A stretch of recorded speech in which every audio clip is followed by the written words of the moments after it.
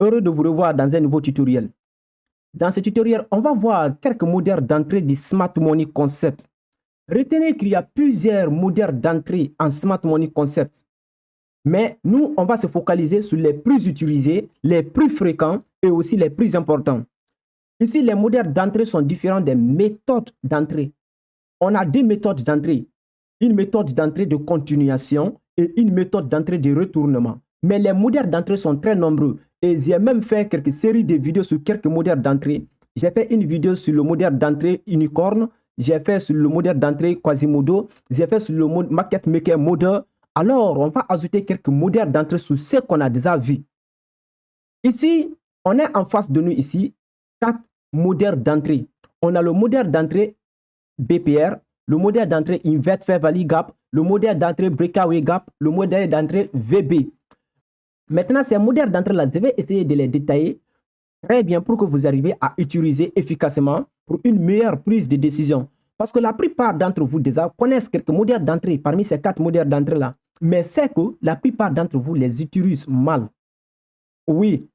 Et aussi, la plupart d'entre vous ont encore des doutes lors de la prise de position sur ces modèles d'entrée. Et ici, je vais essayer, n'est-ce pas, de développer et ajouter quelques informations pour vous aider à mieux prendre vos décisions lorsque vous êtes en face de ces modèles d'entrée. Alors ici, mes amis, si vous êtes nouveau sur cette chaîne, n'oubliez pas de vous abonner. Likez, rejoignez-nous sur Telegram. Le lien se trouve en commentaire et partagez massivement. Ici, on va commencer avec le Invert Fair Value Gap. Oui, la plupart d'entre vous, lorsque vous attendez Invert Fair Value Gap, vous allez vous dire directement que, oh oui, on connaît déjà les Invert Fair Value Gap. C'est tout simplement un Fair Value Gap qui est cassé. Mais il y a certaines règles ici donc que vous ignorez lorsque vous êtes en face des Invert Fair Value Gap. Et c'est ça qui vous pousse la plupart des cas dont votre stop loss est touché par le marché. Parce qu'il y a certaines choses, il y a certaines informations donc que vous ignorez. Mais j'espère ici, je vais fournir certaines informations qui vont vous aider beaucoup pour une meilleure prise de décision. Ici, les Invert Fair Value Gap, c'est quoi? C'est un Fair Value Gap tout simplement cassé. Alors, le modèle d'entrée d'Invert Fair Value Gap, tu vas faire ton entrée sur un Fair Value Gap qui est déjà cassé. Par exemple, nous sommes dans une structure haussière où le prix fait des pics de plus en plus haut et des creux de plus en plus haut. Ici, on a un Invert Fair Value Gap. Ici, on a un Fair Value Gap à ce niveau ici. Lorsque le prix vient casser ces Fair Value Gap là, ici, le Fair Value Gap là devient maintenant un Invert Fair Value Gap. Parce que le prix devrait venir réagir sur ces Fair Value Gap là comme ça et puis repartir à la hausse. Continuer le mouvement haussier.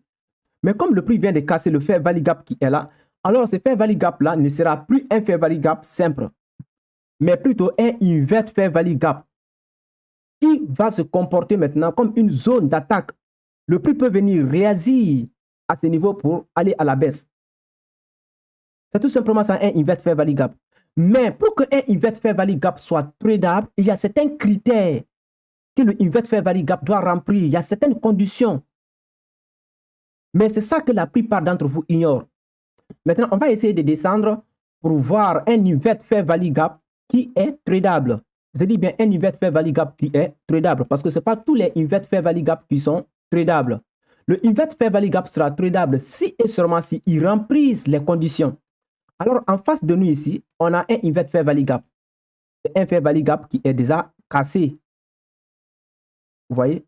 Alors, parce que le prix devrait réagir à ce niveau pour continuer la hausse comme ça. Mais malheureusement, le prix vient de casser le Fair Value Gap qui est là.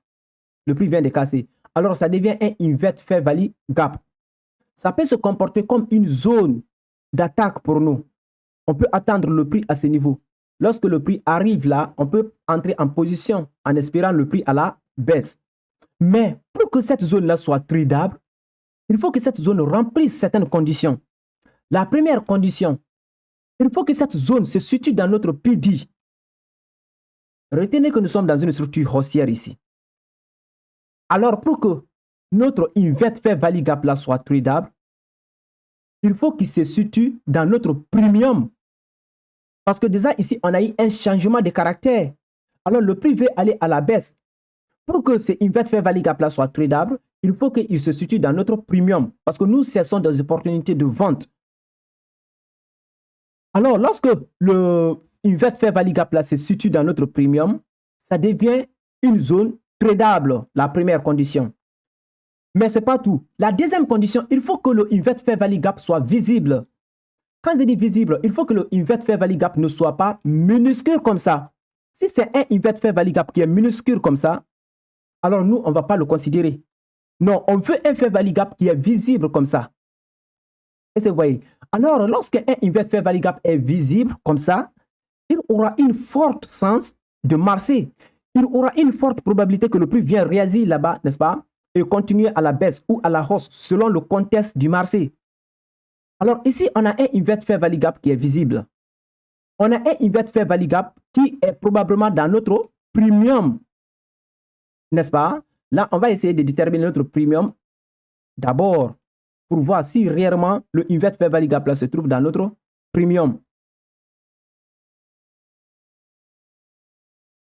Maintenant, ici, le invert fair value gap se trouve dans notre premium. La première condition est déjà remplie.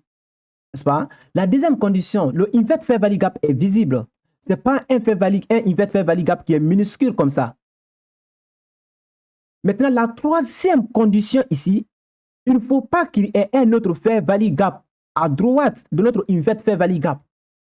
Lorsqu'il y a un autre fair value gap à droite ici, alors la meilleure des choses à faire, c'est de cesser une confluence. Vous devrez cesser une confluence.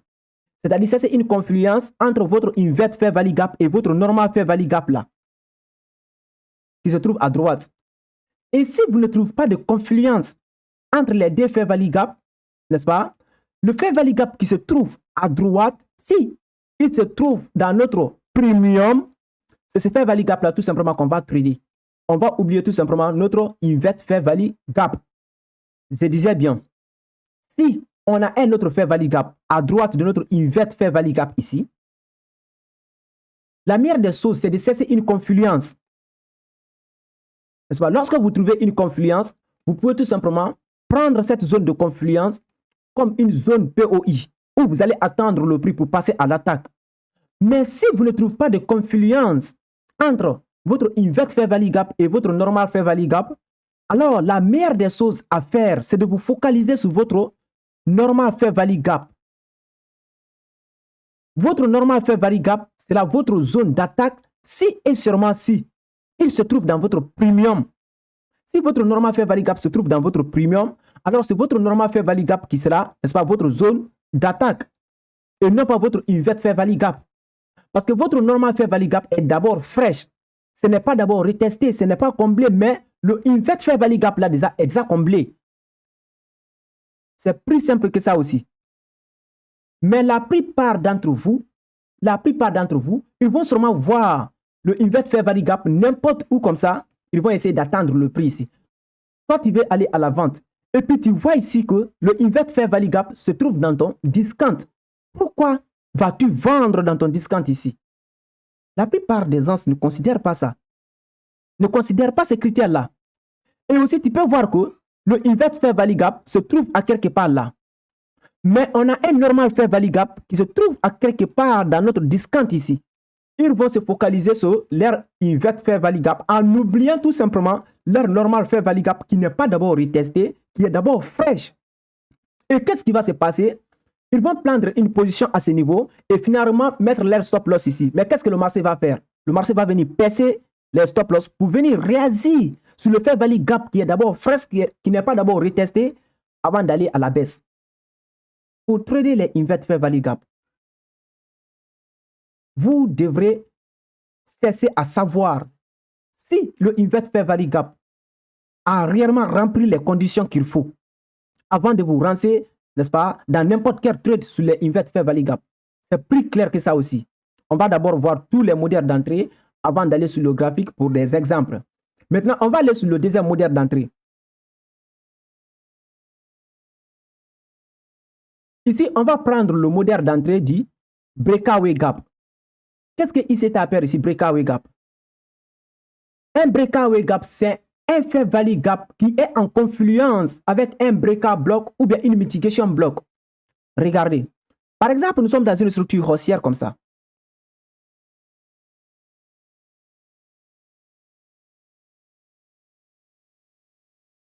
le prix fait un changement à ce niveau, n'est-ce pas? Le prix vient de faire un changement à ce niveau. Maintenant, ici, on a un fair value gap qui a cassé le creux qui est là. Le changement qui s'est produit ici, là, c'est un fair value gap qui a cassé le creux qui est là avec le corps. N'est-ce pas? Maintenant, ici, le fair value gap qui vient de casser le creux là, ici, là, c'est ça que ICT appelle le breakaway gap. Parce que ce fair value gap là est en confluence ici avec notre breakout block. C'est en confluence avec notre breakout block qui est de l'autre côté ici. Vous voyez? Alors, le fair value gap là qui fait confluence à notre breakout block ici, ce fair value gap là sera appelé tout simplement le breakaway gap. Pourquoi le breakaway gap? Parce que c'est ça qui a conduit directement à la cassure du creux. J'espère que c'est plus clair que ça aussi. Maintenant, même si vous avez un normal fair value gap à un niveau ici, ou bien un order block ici, la première zone d'attaque, ça sera cette zone-là. Pourquoi? Parce que tout simplement, c'est une zone de confluence. Et vous le savez tous, lorsqu'on est en train de faire nos analyses, la première des choses, d'abord qu'on sait, ce sont des zones de confluence. Si on ne trouve pas des zones de confluence, on va maintenant se focaliser sur les simples arrêts. On se focalise sur les simples arrêts. Ici, on a des arrêts qui sont en confluence. On a notre breakout block et on a un fair value gap. Les deux arrêts sont en confluence. Mais ici, c'est un simple arrêt, un fair value gap. Ici, c'est un simple arrêt, un order block. On se focalise d'abord sur la zone de confluence. Si il n'y a pas de zone de confluence, on va aller maintenant sur les simples arrêts. Mais comme on a une zone de confluence ici, alors on va faire notre entrée à un niveau ici. Et d'ailleurs même, c'est ça que ICT appelle le breakaway gap. Mais attention, ce n'est pas aussi bêtement que vous allez faire votre entrée ici. Il faut que le breakaway gap là, au moins se trouve dans votre premium. Il faut que le breakaway gap se trouve dans votre premium avant de prendre n'importe quelle décision que ce soit. J'ai fait une vidéo sur le modèle d'entrée unicorn. Allez-y là-bas, vous allez comprendre très bien le breakaway gap. Car j'ai détaillé et puis j'ai montré plusieurs exemples dans ce tutoriel. Je vais mettre le lien en commentaire ici. J'espère que vous comprenez maintenant. Alors, c'est ça qui s'appelle le breakaway gap. Et notre zone d'entrée, ça c'est là ici. On va faire notre entrée ici. J'espère que c'est clair. Mais notre entrée se fera lorsque la zone se trouvera dans notre premium. C'est plus clair que ça aussi. Ici, on va voir maintenant le BPR, le modèle d'entrée du BPR. Ici, le BPR veut dire quoi? Le BPR veut dire Balance Price Range. En tant que trader, comme je viens de dire si bien, lors de nos analyses, nous cherchons toujours les zones de confluence. Les points de confluence. Lorsqu'on trouve les points de confluence, ce sont ces points de confluence-là qu'on va favoriser. Pas de points de confluence, on cherche les simples arrêts, on cherche les simples zones. Alors le BPR là, c'est une zone de confluence. BPR, c'est une zone de confluence. C'est la raison pour laquelle la prise de position sur les BPR, c'est une bonne idée parce que c'est une zone de confluence. Et vous le savez, nous, ce sont tous des zones de confluence lors des analyses. Ici, en face de nous, ici, nous avons des fair value gap qui se chevauchent à ce niveau. Nous étions dans une structure haussière où le prix faisait des pics de plus en plus haut. Arrivé à ce niveau, nous sommes passés dans une structure baissière avec une cassure valide. Maintenant, ici, l'impulsion là a formé le fair value gap. N'est-ce pas? Ici encore, on a un autre fair value gap.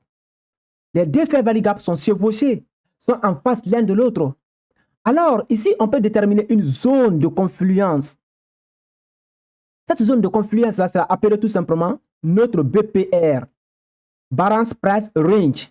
Et qu'est-ce qu'on fait ici? On passe à l'action dans cette zone. Mais comment? Lorsque vous avez un BPR trop large, c'est-à-dire la zone est trop large, il vous suffit de déterminer votre CE.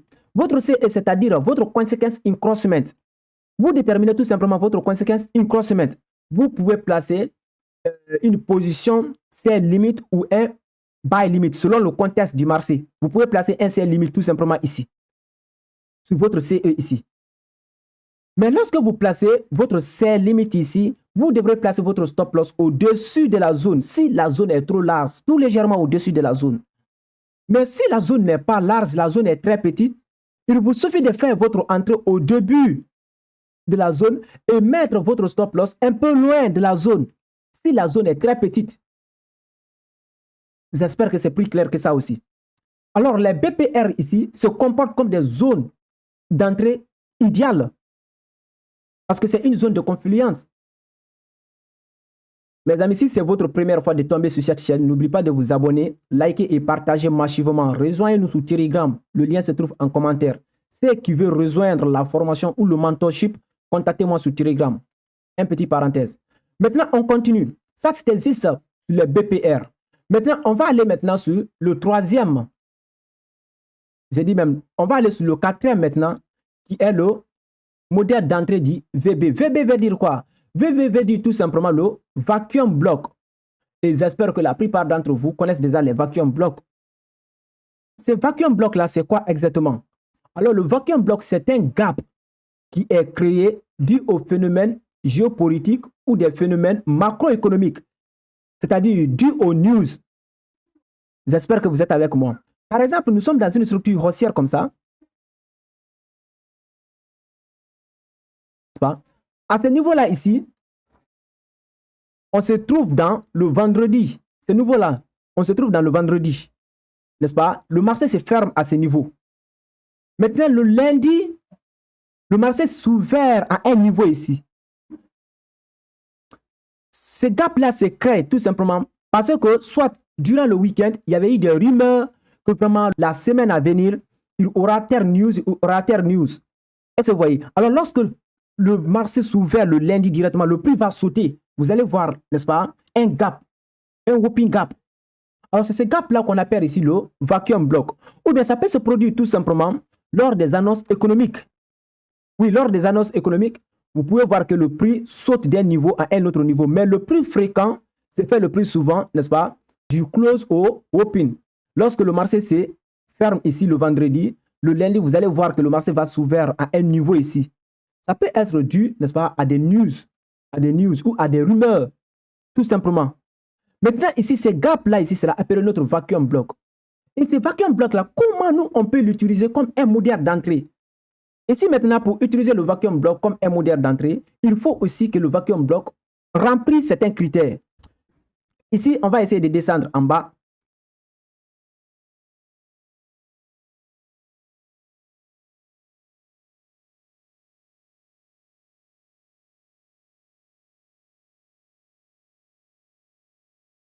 Par exemple, on a un vacuum block en face de nous ici. Pour que ce vacuum block-là devienne tradable, il faut que ce vacuum block-là conduise directement à la cassure de structure. Je dis bien conduit directement à la cassure de structure. Si le vacuum block-là ne conduit pas directement à la cassure de structure, alors ce vacuum block-là ici ne sera pas tradable, ne sera pas utilisé pour nous comme une zone d'entrée. Le vacuum block sera utilisé comme une zone d'entrée si et seulement si le vacuum block directement conduit à la cassure de structure. Par exemple, si on avait un vacuum block à ce niveau-là ici, mais avant que le prix ne casse la structure ici, n'est-ce pas, le prix est d'abord descendu comme ça avant de venir casser la structure à ce niveau. Alors, ce vacuum block-là, même si ce n'était pas comblé, on allait tout simplement considérer comme une zone de liquidité. Mais pas une zone spécifique où on allait faire notre entrée. Comprenez ça. Comprenez ça, mes gars. Alors, pour que ce vacuum block-là soit utilisé comme une zone d'entrée, il faut qu'il conduise directement le prix du vacuum block, conduit directement à la cassure ou au changement de caractère. Alors, dans ce cas, on peut tout simplement utiliser le vacuum block comme une zone POI où on va faire notre entrée. Et retenez que les vacuum blocks sont toujours comblés. Ils sont toujours comblés. N'est-ce pas? Si on a un vacuum block qui conduit directement à la cassure de structure, même s'il y a un fair value gap ici, on s'en fout du fair value gap. Parce que le vacuum block est plus puissant que le fair value gap. Oui. Parce qu'au niveau du vacuum block, il n'y a pas eu de transaction là-bas du tout. Il n'y a pas eu de transaction là-bas. Le prix est sauté d'un niveau à un autre niveau. J'espère que vous êtes avec moi. Alors, lorsque vous avez du vacuum block et du fair value gap, oubliez tout simplement le fair value gap et concentrez-vous sur le vacuum block. Si et seulement si le vacuum block a conduit à la cassure de structure, vous pouvez déterminer le vacuum block comme si votre zone d'entrée. Mais si le vacuum block n'a pas conduit à la cassure de structure, vous pouvez tout simplement considérer le vacuum block comme une zone de liquidité. C'est plus simple que ça aussi. C'est plus simple que ça aussi. Maintenant, retenez que ces modèles d'entrée que je viens de vous montrer là, la semaine dernière et cette semaine, les positions donc qu'on prenait sur le groupe Telegram, parce que dans le groupe Telegram, là-bas, la semaine dernière, je suis passé en direct où on a fait des analyses réelles sur le graphique et on a fait des prises de position. J'ai envoyé ces positions-là sur le groupe Telegram. Et cette semaine aussi, je suis passé en direct où on a fait l'analyse de la semaine intégrale, où on a fait des prises de position. Maintenant, les modèles d'entrée donc que j'ai utilisés, n'est-ce pas, dans ces prises de position, ce sont ces modèles d'entrée qui sont là. N'est-ce pas? Parce que si vous avez très bien suivi ces positions, ceux qui étaient en ligne avec moi ces jours-là, ceux qui étaient en direct avec moi ces jours-là, n'est-ce pas? Et même ceux qui n'étaient pas en direct parce que j'ai envoyé le signal et aussi la capture et des audios aussi. Vous voyez? Ceux qui n'étaient pas là-bas sont venus voir le signal et ils ont pris le signal. Ceux qui étaient là-bas en direct lors de l'analyse avec moi, ils ont aussi compris. Mais le modèle d'entrée donc que j'ai utilisé sur le gold, je vous avais dit qu'il est différent du modèle d'entrée donc que j'avais utilisé sur USD CAD. Alors sur le gold, j'avais utilisé le modèle d'entrée dit BPR. Le gold, j'avais utilisé le modèle d'entrée du BPR. Ça, c'était notre dernière position. Notre première position ici, c'était le modèle d'entrée dit Vacuum Block. Vous voyez? Maintenant, ici, sur USD 4, ici, j'avais utilisé encore le modèle d'entrée d'Invert Fair Value Gap. Ici, j'ai déjà fait quelques séries de vidéos sur les autres modèles d'entrée. Vous pouvez tout simplement voir encore ces modèles d'entrée-là. Comme sur le Market Maker modèle, entrée modèle, ici, le Quasimodo modèle, Unicorn modèle. Vous pouvez aller voir tout simplement. Même Invert Fair Value Gap là. J'ai déjà fait une vidéo dessus. Allez-y voir tout simplement. Si vous avez des préoccupations, mon inbox est largement ouvert. Vous pouvez me contacter sur Telegram. Si vous avez des préoccupations personnelles, likez, abonnez-vous et rejoignez-nous sur Telegram. Maintenant, je vais vous montrer les positions donc on a pris, n'est-ce pas, en se basant sur ces modèles d'entrée. Parce que c'est ça que je fais le plus souvent. Si je vais faire un tutoriel, n'est-ce pas, d'abord, je vous prends en direct. On fait quelques exemples avant de faire ce tutoriel, comme si j'avais fait sur la stratégie. On a d'abord fait des prises de position avant que je ne lance la stratégie. Et ici encore, c'était de la même chose. On va aller sur le Telegram. Je vais essayer de vous montrer, n'est-ce pas, quelques positions qu'on avait déjà prises.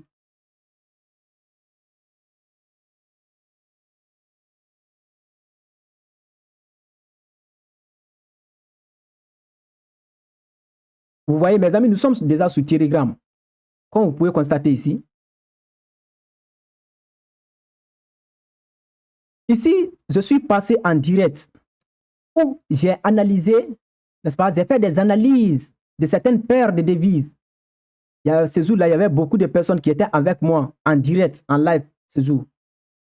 C'était le 10. Le 11 encore, je suis encore passé en direct où j'ai fait des analyses encore. Et la suivi des positions donc on avait déjà pris. Après ces analyses, j'ai envoyé les signaux dans le groupe. Et la plupart d'entre vous ont pris ces signaux, comme vous pouvez constater ici. Ça, c'était la position qu'on avait prise sur USD CAD. Et c'était déjà en cours d'évolution, mais le target n'était pas d'abord pris. Lorsqu'on descend un peu en bas, ça, c'était le signal du gold, comme vous pouvez constater ici. Ça, c'est dans le groupe général Telegram. Ça, ce n'est pas un groupe payant. Vous pouvez tout simplement rejoindre ce groupe ici. Si vous voulez suivre la formation ou le mentorship, là, vous devrez me contacter. J'espère que c'est plus clair que ça. Ça, c'est le GOAT où on avait pris cette position encore. Ça, c'était notre deuxième position.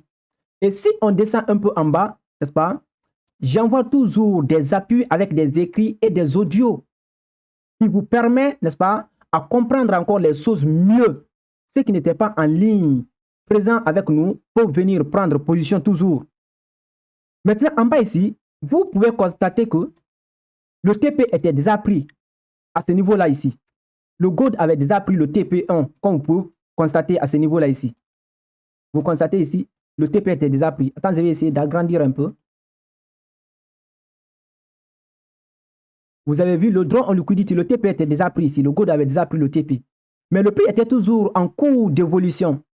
Après la prise du TP ici, à ce niveau-là ici, j'ai encore donné un autre signal encore sur le même gold. Tout se trouve sur le groupe Telegram ici. D'autres vont se demander pourquoi j'ai pris ce niveau-là comme mon target. Pourquoi j'ai pris ce niveau comme mon target? J'ai pris ce niveau comme mon target. Ceux qui comprennent l'analyse technique proprement le savent déjà. On a une zone de confluence ici et un breakaway gap à ce niveau ici. Le Fair Value Gap vient de casser ce niveau-là. On a un breakaway gap à ce niveau ici. On a tout simplement une zone de confluence à ce niveau. C'est la raison pour laquelle j'ai mis le draw en liquidité à ce niveau. Et exactement, le prix vient de prendre le draw en liquidité. Et après ça, directement, j'ai donné encore un autre signal sur le même gold. Tout se trouve là. Après, si on se retourne encore, on descend un peu en bas. En bas ici, vous pouvez constater que USD4 était toujours en cours d'évolution, mais le target n'était pas d'abord pris. Mais c'était toujours en cours d'évolution. Vous pouvez constater que USD4 était toujours en cours d'évolution, mais le target n'était pas d'abord pris. La plupart d'entre vous vont se demander, ces zones-là, c'est quoi ces zones ici et ces zones-là aussi? N'est-ce pas? Si vous voulez comprendre ça, mes amis, il est nécessaire de me suivre à la lettre, de s'abonner et de nous rejoindre sur Telegram. C'est plus clair que ça. Mais en bas, si on descend un peu en bas, vous pouvez constater que ici, la position de USD4, le TP n'était pas d'abord pris. Mais j'ai donné encore un autre signal qui était le 13. Vous pouvez voir ici la date, qui était le 13. Toujours sur le gold. Vous voyez, parce que le gold avait commencé à faire quelque chose à un niveau ici. Parce que ce niveau-là, je vous ai dit que c'est un niveau important où j'ai placé mon draw en liquidity parce qu'on a un breakaway gap à ce niveau qui fait confluence ici. Alors, c'est une zone de confluence. Et lorsque le gold avait commencé ça directement, j'ai donné un autre signal. Et ce signal-là aussi avait massé parfaitement. Je me suis sûrement basé sur des informations basiques. Il n'y a pas quelque chose qui est miraculeux ici. Tout est simple et basique si vous comprenez l'analyse technique proprement. N'est-ce pas? Et en bas ici, en 15 minutes encore, j'ai envoyé encore les détails plus clairs sur le gold. J'ai envoyé des audios.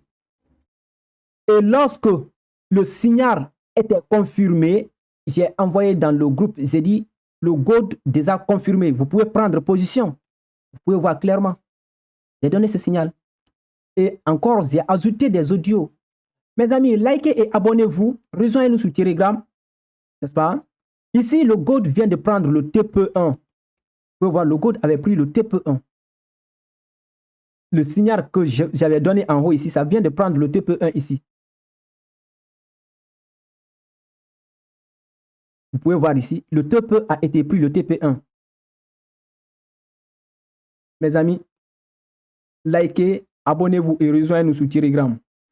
Alors, la position de USD4 qui est en haut ici, n'est-ce pas? Cette position qui était en cours d'évolution ici, cette position a pris encore le TP en bas. Quand on va descendre,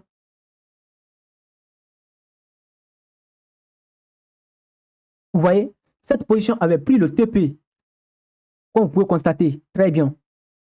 Alors, mes amis, je me suis basé sûrement, n'est-ce pas? Ces modèles d'entrée, je me suis sûrement basé sur ces modèles d'entrée très simples avec des informations simples. Donc, je les ai mis en évidence pour faire mes entrées ici. On va aller sur le graphique. Je vais essayer de vous montrer des exemples réels sur le graphique. On se retrouve sur le graphique. Alors, mes amis, nous sommes sur le graphique. Comme vous pouvez constater ici, nous sommes sur le gold. Gold USD. Alors, on va commencer avec le premier modèle d'entrée, la dernière position qu'on avait prise sur le gold. Attendez. Retenez que les stratégies donc, que je vous donne, les modèles d'entrée donc, que je vous donne, ça marche sur les cryptos et ça marche aussi sur le Forex. J'espère que c'est clair.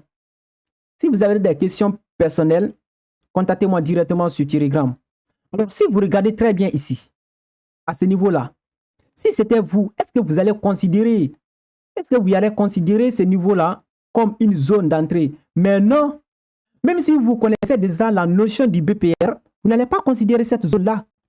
Oui, ça vous comprenez, vous n'allez pas considérer cette zone-là. Et cette zone-là ici, c'est un BPR, une zone très solide.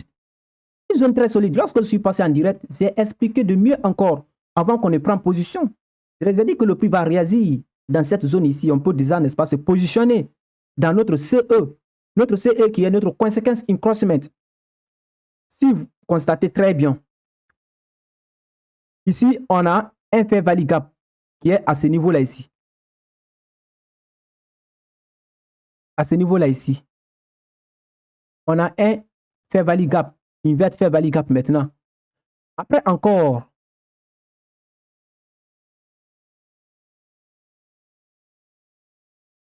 c'est un Fair Value Gap, n'est-ce pas, qui est de l'autre côté à gauche ici.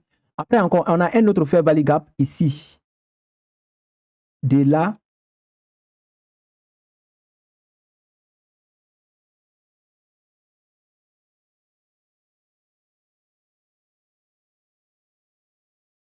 jusque là. Là, c'est un autre Fair Value Gap. Maintenant, ici, le point de confluence, c'est là, cette zone-là, ici. De là jusque là. C'est là leur point de confluence. Et c'est là notre zone d'entrée. C'est là la zone où on va attendre le prix. Soit on entre sur le Consequence Incrossment ou bien on cesse une confirmation pour pouvoir se positionner. C'est plus clair que ça aussi. Et c'est ça que j'avais fait ici exactement. Et vous voyez combien de fois ça a massé? Vous voyez combien de fois ça a massé? C'est du BPR à ce niveau ici. Je suis entré sur le Consequence Incrossment ici. Et le target, c'était le draw en liquidity ici. Parce qu'on a un breakaway gap à ce niveau. On a un breakaway gap à ce niveau-là ici. C'est la raison pour laquelle j'ai mis mon draw en liquidity à ce niveau-là. Le prix vient de prendre mon TP. Le prix vient de prendre mon TP. C'est plus clair que ça aussi. Ça, c'est le premier exemple. On va aller sur le deuxième exemple, n'est-ce pas? Sur le même GOAT. On va aller sur le deuxième exemple encore. Ça, on avait tradé ça. Le GOAT là, c'est sur là encore. Vous pouvez constater qu'on trade le GOAT. On voit ces positions-là dans le groupe. Si vous voyez ici, très bien. Regardez ici. On a un breakaway gap à ce niveau-là ici. Et lorsque je suis passé en direct, je vous avais expliqué. Je dis pour faire votre entrée ici, si vous voulez faire votre entrée ici, il faut placer un buy limit. À ce niveau-là ici, vous placez un buy limit. À ce niveau. Ou bien vous descendez dans un time frame inférieur pour cesser une confirmation. Si c'est cette zone qui a conduit à la cassure comme ça, et vous pouvez voir clairement que ici, le mouvement là a commencé ici. Vous pouvez constater qu'on a plusieurs fair value gap, mais nous, on s'en fout de ces fair value gap là. On s'en fout. Parce qu'on a une zone qui est plus puissante que les fair value gap ici. Là, on va attendre le prix à ce niveau. Et vous pouvez voir la réaction du prix. Regardez la réaction du prix. Exactement, ça a pris notre target. Ça a pris notre draw en liquidity ici. Et vous voyez. Maintenant, ici, ce que vous devez comprendre, on vient de voir des exemples. Les deux autres exemples, je vais mettre le lien parce que j'ai déjà fait une vidéo sur ces deux exemples. Invert Fair Value Gap et le modèle unicorn. Je vais mettre le lien en commentaire ici. Vous allez essayer d'aller voir ces modèles aussi et leurs exemples. Likez, abonnez-vous et rejoignez-nous sur Telegram. On se retrouve dans un nouveau tutoriel.